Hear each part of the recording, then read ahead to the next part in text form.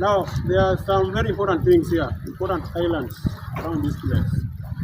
Over there we have kisite-mpunguti, isn't it? And pemba. Yeah, that place. Show them. That waterway can lead you up to Pemba.